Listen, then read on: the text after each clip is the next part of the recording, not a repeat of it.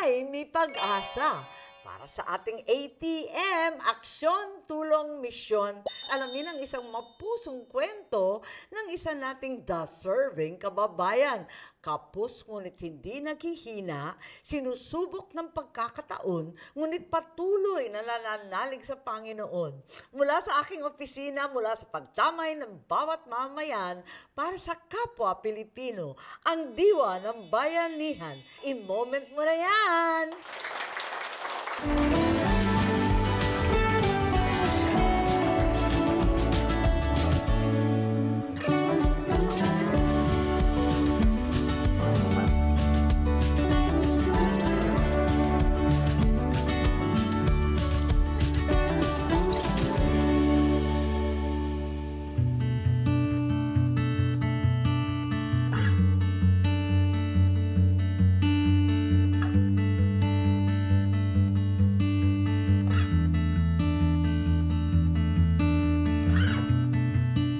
Ako si Gary Gatdula, 53 anyos. Wala na akong trabaho, nag-resign na ako dahil gawa ng karamdaman ko. Na cardiac arrest ako. Na sa awa ng Diyos, naka-survive ako. Kaso nga lang, pang gamot ko, hindi ko na kayang i-maintain sa mahal ng gamot. Dati akong OFW. Kasi gawa nung papaalis na ako sana, bigla akong inatake. Almost 10 years din na nakapag-ano abroad. Nalangin ko na sana maging ang health ko maging makasurvive ako ng gusto para makatulong din sa paggastusin sa bahay para hindi mo nahirapan yung gaano yung misis ko. Nahiyan na rin ako minsan na pag siyempre wala tayong magawa, may karamdaman lang.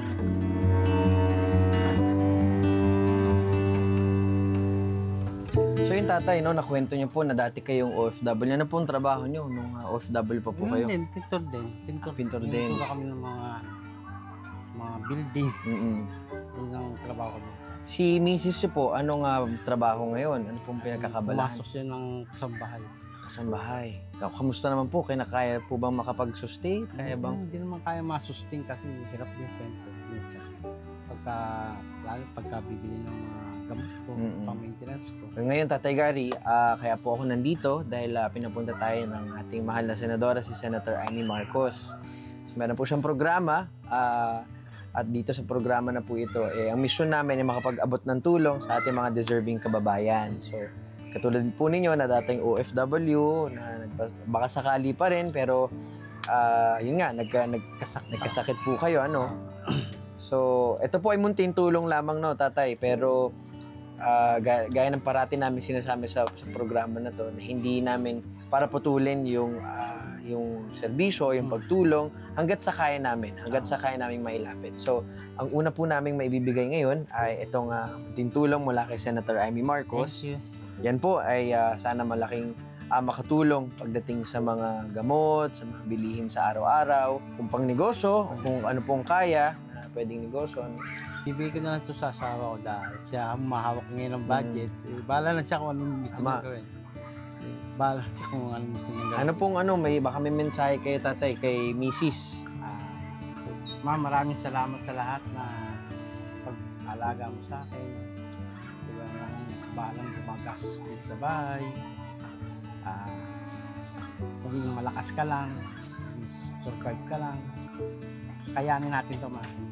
Yan po, sana magpatuloy ang iyong paggaling. Hindi pa po dyan naman natatapos. So, sa yung pangalawa po, nasasabihin ko, bukod dyan sa munting tulong na yan, ay iimbitahan po namin kayo sa isang munting Christmas party na kasama si Senator Amy Marcos. Okay po. So, yun, magpagaling po kayo. Dapat mas maayos ang kondisyon ninyo para makapagpasalamat po kayo ng personal din kay Senator Amy. And yan, siyempre magkaroon ng konting kasiyahan. For sure, merong munting regalo din si Senator Amy sa lahat. Madam, maraming pong salamat sa munting yung binigay sa akin na konting pera. Gagamitin ko po ito para sa aking maintenance na gamot. Sana po lumawak pa po ang inyong programa at marami po kayo matulungan na may hirap na katulad namin mga Pilipino. Ayun lang po. Muli kasama po natin ngayon si Tatay Gary, ang ating deserving kababayan. Maraming salamat, Senator Amy. Senator Amy.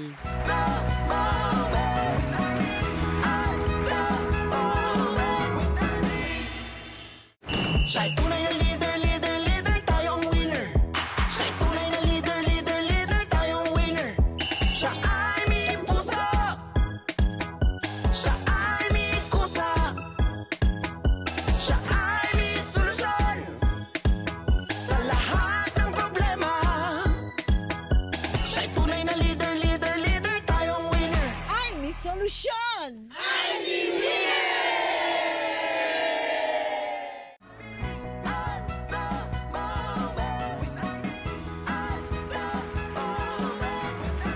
Marami man ang hinaharap nating suliranin, tandaan na ang solusyon ay tayo rin.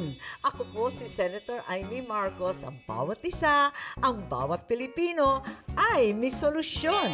At sa lahat ng solusyon, tayo rin ay may aksyon.